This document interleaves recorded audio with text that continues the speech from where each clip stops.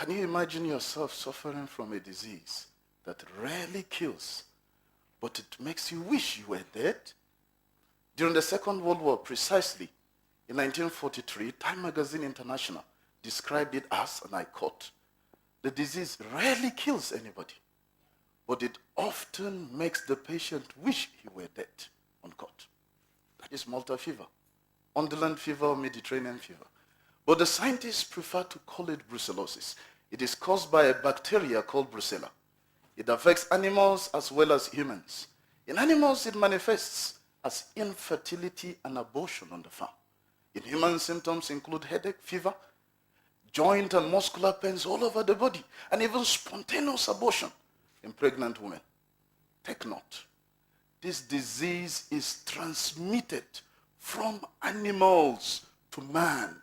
And Malaysia imports thousands of animals every year from countries we know already have this disease. So my research was centered around finding out if this disease exists in the animal population in Malaysia as represented by goats, and also if it exists in the human population, and who are those who are more likely to have it, and what we can do about it. How did we go about the research?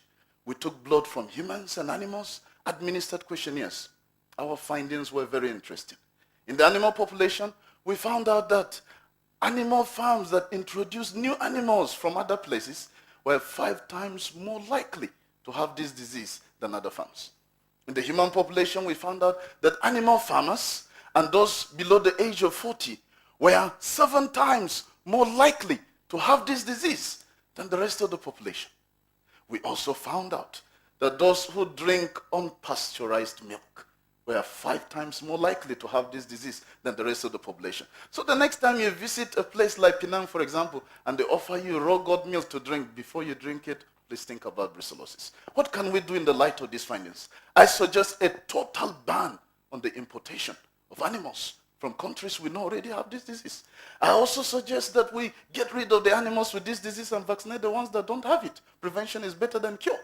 I suggest we re-educate our animal farmers on the hazards of this disease, because the other day we were at an animal farm, they gave us raw goat milk to drink, oblivious of the hazards. Fresh milk is good, but make sure it is pasteurized before you take it. The disease rarely kills, but does it kill? Unfortunately, in 2% of cases it does. I lost a colleague, Moses Birdling, to Malta fever. And we don't have vaccines for humans. Treatment takes many painful months. But if we can take more proactive measures, like I have suggested, we can stop this reluctant killer called Malta fever or brucellosis. Thank you.